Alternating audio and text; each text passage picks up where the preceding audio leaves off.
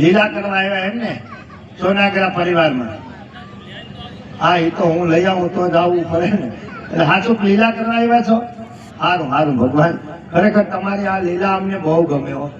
ખરેખર કૃષ્ણ લીલા જોવી અમને એમ એટલી બધી આનંદ આવે, એટલી બધી મોજ આવે.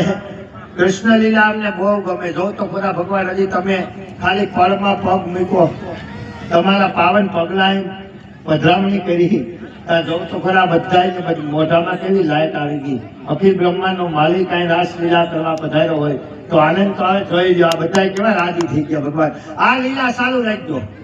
આ લીલામાં અમારા બધા વૈષ્ણવોને આનંદ આવે. પણ બધા વૈષ્ણવો તરફથી વિનંતી છે કે આ લીલા કરવાની વાંધો નહીં, પણ અઠવાડિયા 10 દી પહેલા જે લીલા કરી હતી ને એનો માફ રાખજો. ઓલી વાલ ખોલવાની લીલા, હા, કાળે ઉનાળે વાલ ખોલ નાખ્યો તો આ માન અમે સૈયાના પાથરા કર્યા તો આ બધું લબો લબો કરી નાખ્યું. હા, એકઈ સીઝન પૂરી નથી જવા દેતા. એ સખા જીરું કાઢીએ તો પલાવે. ઈ તો ભક્તોની કસોટી કરે. આવી કસોટી બેવડા વળી ગયા ત્યાં સુધી 10 ટકે લેવા માંડ્યા. આવી કસોટી કરો ભગવાન. હવે કસોટીનો માપ રાખો. હવે હજ થઈ ગયો. ગમે ચાલો ઉનાળો ચોમાવો કળે સીઝનમાં મજા આવે તે વાલ ખોલ નાખો. આ કઈ રીત છે? જીરું કાઢી તો વાલ ખોલ નાખો, ઘઉં કાઢી તો વાલ ખોલો, અને છેલ્લે આ સૈનાના પાથરા કર્યા તો વાલ ખોલ નાખી.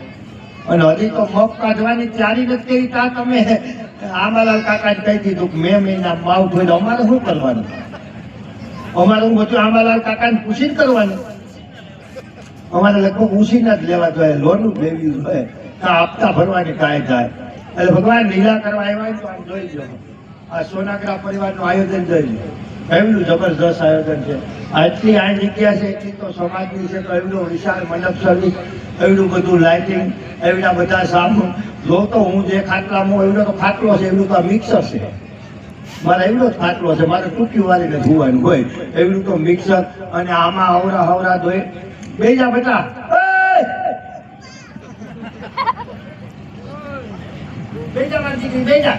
ખબર હોય અમુક શબ્દ વિજ્ઞાન વાળા નથી ગોતી કે આપણા ભાભાઓનું બેહાવું શબ્દ આપણા વડીલોનો છે, એ કોઈનાથી ગુજરાતી જ ન થાય.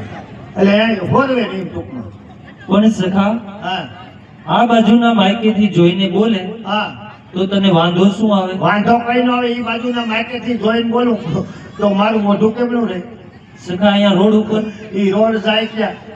કેમ ક્યાં જાય? આજે 3 પાટિયાથી જામજોધપુર થી સીધો ક્યાં જાય? સખા, ઉપલેટા. બસ એ જ તકલીફ છે. જેદીનું ઉપલેટા સામું જોયું જેદીનો દુઃખી છું.